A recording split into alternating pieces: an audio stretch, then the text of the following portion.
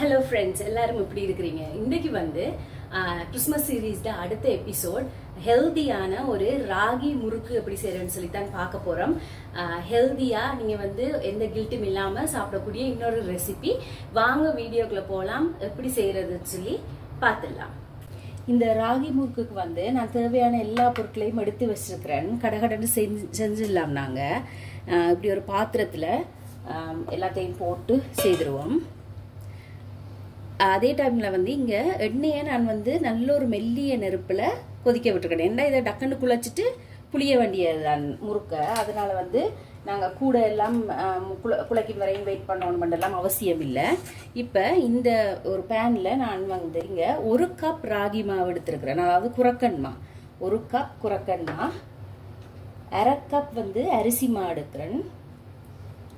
அதுக்கு பிறகு 1/2 கப் வந்து கடலை மாவு, இவ்வளவுதான் எடுத்திருக்கிறேன். இதுக்கு வந்து நாங்க இப்ப ஒரு டீஸ்பூன் வந்து தனி மிளகாத்தூள் எடுக்கிறேன். நீங்க உங்களுக்கு உரைப்புக்கு ஏற்ற மாதிரி எடுங்க. ஆக கூடவும் எடுக்க வேணாம். என்னடா ராகி வந்து கருப்பா இருக்கிறதால கருகினா எங்களுக்கு தெரியாது பெருசா. அப்ப அதனால நான் வந்து 1 டீஸ்பூன் தான் எடுத்திருக்கேன். மற்றது இன்னொரு விஷயம், நான் அதிராகம் கொடுக்கணும்ன்றதுக்காக இங்க வந்து ஒரு கொஞ்சமா, அதாவது வந்து ஒரு டீஸ்பூன்லயே இல்ல ஒரு 1/4 டீஸ்பூனுக்கு கிட்ட ஓமம் எடுத்திருக்கிறேன். ஓமம் வந்து முறுக்குக்கு நல்ல வாசமா இருக்கும். அல்லது நீங்க வந்து ஓமத்துல வாசம் விருப்பம் இல்லைண்டா சீரகமும் கொஞ்சம் கசக்கி போடலாம். ஆனா கடலை மாடு கேட்க நாங்க ஓமம் போட்டா கொஞ்சம் அந்த வாசம் நல்லா இருக்கும். மற்றது வந்து தேவையான அளவு உப்பு நீங்க எடுத்துக்கொள்ளுங்க. உப்பு வந்து நான் கையில தான் போடுறேன். உங்களுக்கு தேவையான அளவு நீங்க எடுத்துக்கொள்ளுங்க. அடுத்தது வந்து இங்க இதை ஒரு பிணைஞ்சு நல்லா விட்டுட்டு அதுக்கு பிறகு நான் என்ன செய்ய போறேன்னா இங்க வெள்ளை எள்ளு எடுத்து வச்சிருக்கிறேன். நாங்கள் நார்மலாக வந்து கருப்பெள்ளு போடுறது தானே முறுக்குக்கு. அது வந்து வெள்ளை முறுக்குன்னா நாங்கள் அந்த உளுந்துல செய்யறதுண்டா கருப்பு அதாவது வந்து கருப்பு உளுந்து போடலாம், கருப்பெள்ளு போடலாம். அப்போ அது வடிவா இருக்கும். ஆனால் இது வந்து ராகின்றபடியா முறுக்கு கருப்பா இருக்கும்ன்றபடியா நாங்கள் வெள்ளை எள்ளு போட்டிருக்கிறேன். நான் அது வந்து ஒரு 30 ml கப்பில் வந்து ஒரு பாதி எடுத்துருக்கேன். நிறைய போட தேவையில்லை. அங்கொண்டு இங்கொண்டா இருந்தால் தான் வடிவா இருக்கும். நல்லா பிணைஞ்சு விட்டுருவோம். பிணைஞ்சு விட்டுட்டு இப்ப நான் வந்து எண்ணெய் நல்லா கொதிக்கட்டும். என்னடா எங்களுக்கு அந்த கொதிக்கிற எண்ணெய் கொஞ்சம் வேணும். அப்படி உங்களுக்கு கொதிக்கிற எண்ணெய் இதுக்குள்ள விட விருப்பம் இல்லைன்னா நீங்க வந்து என்ன செய்யலாம், கொஞ்சமா பட்டர் போட்டு பிணையலாம். நான் கொதிக்கிற எண்ணெயை விட்டு பிணைய போறேன். இங்க பாத்தீங்கன்னா நல்லா கொதிக்கிற எண்ணெய் ஒரு 2 டேபிள் ஸ்பூன் தான், கூட விட தேவையில்லை.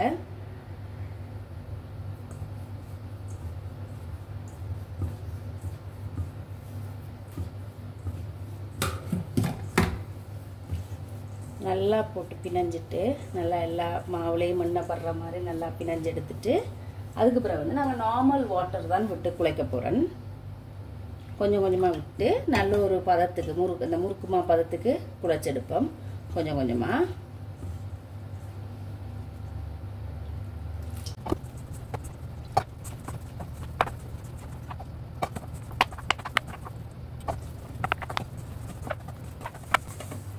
பார்த்தீங்கன்னா நல்லா திரண்டு வந்துட்டுது, நல்லா சாஃப்டா வந்துட்டுது. நான் கிட்டத்தட்ட இந்த அளவுக்கு வந்து 250 ml தண்ணி எடுத்துறேன். அதில் இவ்வளவு மிஞ்சி இருக்குது பாருங்க. ஒரு கிட்டத்தட்ட ஒரு 60 ml கிட்ட மிஞ்சி இருக்குது. அப்போ ஒரு 190 ml ஒரு 200 ml நீங்க விட வேண்டி வரும். பார்த்து விடுங்க. சும்மா கொஞ்சமா தெளிச்சு அப்படி இதண்டு விடுறேன். நல்லா சாஃப்டா இருக்கணும்மா, அப்பதான் முறுக்கு புளிய வரும் எங்களுக்கு.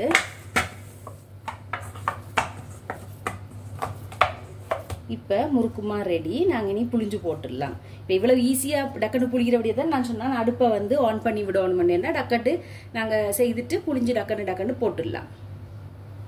முறுக்கு புளியறதுக்கு வந்து நான் இந்த முறுக்குறல் தான் எடுத்திருக்கேன். நல்லா எண்ணெய் தடவி இருக்கேன். இதுல உள்ளுக்குள்ள எல்லாம் தடவி இருக்கேன். சில்லுகளும் வந்து நிறைய விதமான சில்லுகள் இருக்குது.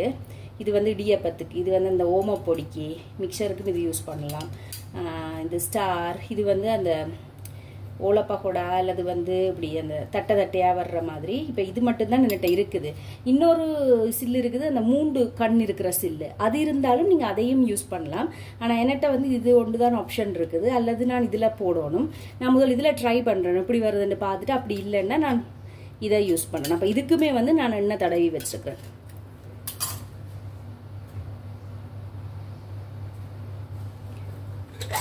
இதை இதுக்குள்ள போட்டுட்டு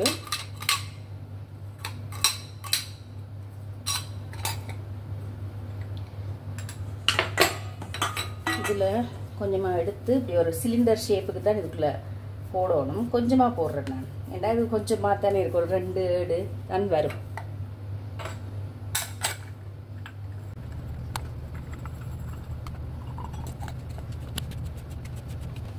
இப்போ முறுக்குரல் ரெடி. நாங்கள் புளிஞ்சு பார்ப்போம் அப்படி வருதுன்னு சொல்லி. நான் இங்கே ஒரு இந்த சிப்லாக் கவர் இருக்குது தானே, அதை அப்படியே வெட்டிட்டு வச்சுருக்கிறேன். இதில் புளிஞ்சிட்டோம்டா எடுத்து போடுறது உங்களுக்கு ஈஸியாக இருக்கும். இப்படி விரித்து விட்டுட்டிங்கண்டா புளிஞ்சு பார்ப்போம் அப்படி வருதுன்னு. நல்லா சாஃப்டாக வருது புளியறதுக்கு. ஆனால் இப்போ இந்த ஷேப் தான் பார்க்கணும் நாங்கள் எப்படி வருதுன்னு சொல்லி. நாங்கள் இப்படி நீங்கள் முறுக்கு மாதிரியும் புளிஞ்சு விடலாம், அல்லது வந்து இப்படி நேராக கொஞ்சம் இந்த இப்படி சின்ன துண்டாகவும் நீங்கள் புளிஞ்சு விடலாம். நான் நினைக்கிறேன் நான் இப்படி சின்ன துண்டாக தான் புளிய போகிறேன். அப்போ உங்களோட முறுக்கு உரலுக்கு ஏற்ற மாதிரி நீங்கள் புளிஞ்சு விடுங்க. கொஞ்சத்தை இந்த எண்ணெய்களை போட்டு பார்ப்போம். எண்ணெய் காஞ்சிட்டுது.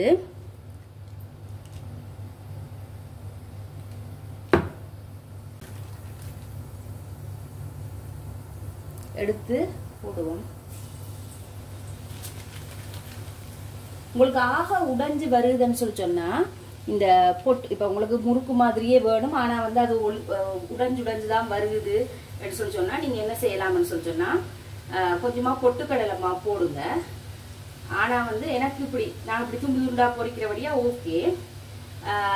மற்றது வந்து இப்போ உங்களுக்கு இப்படி துண்டாவே வேணுமெண்டா கொஞ்சம் இப்படி உயர பிடிச்சு கொண்டு நீங்கள் சுத்த அது தண்டவாட்டில் வெட்டுப்பட்டு விடும்.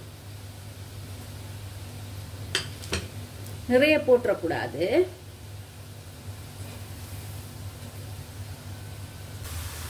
எப்படி சத்தம் நல்லா அடங்கவே நாங்க எடுத்துடலாம். சூப்பரா வந்துருக்கு முறுக்கு.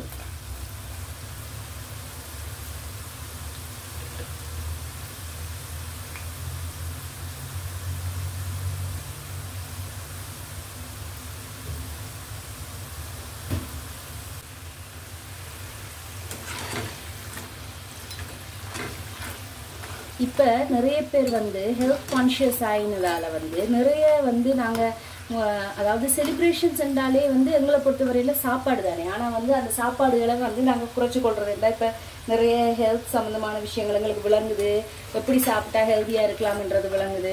ஸோ அப்போ வந்து நாங்கள் காம்ப்ரமைஸ் பண்ணாமல் அதே டைமில் வந்து நம்ம ஹெல்த்தியாகவும் இருக்கணுமெண்டா இப்படியான ரெசிபீஸ் வந்து உங்களுக்கு ஹெல்ப்ஃபுல்லாக இருக்கும்.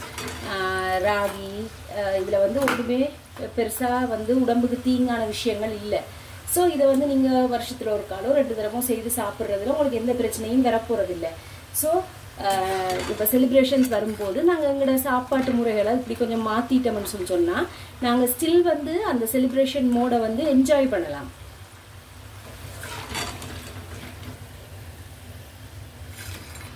நல்ல ஒரு கலரில் வருது, பார்த்து எடுக்கணும். ஏன்னா வந்து அந்த கருப்பாக இருக்கிறதால டக்கண்டு கருகி போயிடும். அப்போ இந்த சத்தம் அடங்க டக்கண்டு எடுத்துடலாம். அதுதான் பதம். அதுக்கு இப்பவே நல்ல கிறிஸ்பியாக சத்தம் கேட்குது.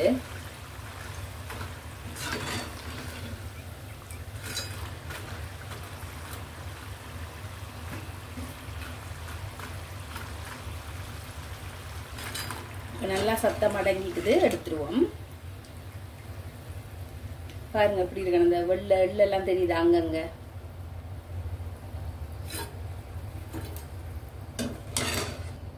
அடுத்ததை புளிஞ்சு விட்டுருவோம்.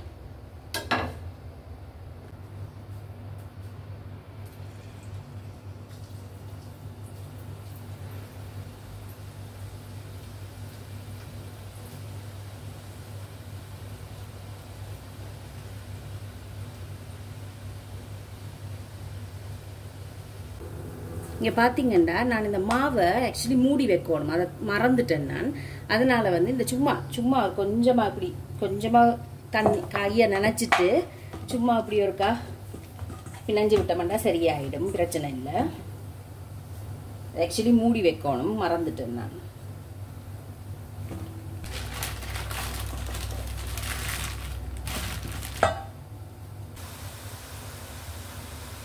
முறுக்கு போடும்போது உள்ளுக்குள்ள ஒட்டுப்பட்டுட்டுதுன்னு சொல்லிட்டுனா நீங்கள் இப்படி கொஞ்சம் ஒரு 2 நிமிஷம் விட்டுட்டு அதுக்கு பிறகு இப்படி சும்மா அந்த கத்தியை வச்சு கொஞ்சம் வெட்டி விட்டீங்கன்னு சொல்லிட்டுனா அது அப்படி உண்டோண்டா வந்துடும்.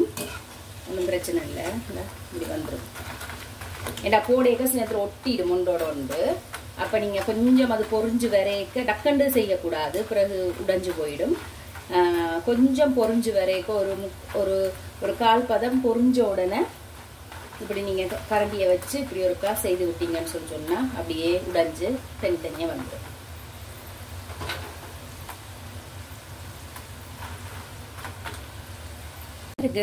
எவ்வளவு சூப்பரா எங்களோட ராகி முறுக்கு ரெடி ஆயிட்டுன்னு சொல்லி கட்டாயம் ட்ரை பண்ணி பாருங்க. சூப்பரான ஒரு ரெசிபி. இங்க பாருங்க, நான் வந்து சர்வ் பண்ணி காட்டுறேன் உங்களுக்கு. சத்தம் கேக்குதா?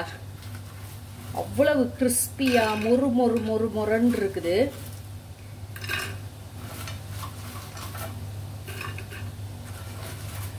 சூப்பர் டேஸ்டாவும் இருக்குது. இந்த எள்ளெல்லாம் போட்டு செம்ம டேஸ்டா இருக்குது. மற்றது வந்து இப்போ ஒரு 2-3 பேர் இருக்கிற ஒரு ஃபேமிலிக்கு நான் நினைக்கிறேன் ஒரு கிழமைக்குரிய ஸ்நாக்ஸ் இவ்வளவுதான். ஒரு கப் தான் எடுத்துறாங்க. ஒரு கப் ராகி, 1/2 கப் கடலைமா, 1/2 கப் அரிசிமா, அப்போ மொத்தமாக 2 கப் இவ்வளவு வந்திருக்குது. அவ்வளவு கிறிஸ்பியா இருக்குது. இதோட நாங்கள் வந்து முக்கியமான ஒரு விஷயம், ஒரு கிளாஸ் சூப்பரான காஃபி போட்டு குடிச்சோம்னு சொல்லி சொன்னா அதை விட எங்களுக்கு என்ன தேவை? செம்ம டேஸ்டான ஒரு ராகி முறுக்கு ரெடி ஆயிட்டுது. நீங்களும் செய்து பாருங்க. செய்து பார்த்துட்டு எப்படி வந்துச்சுன்னு சொல்லி எனக்கு கமெண்ட் செக்ஷன்ல கமெண்ட் பண்ணுங்க. நான் உங்களை இன்னொரு வீடியோவில் மீட் பண்றேன். பாய்.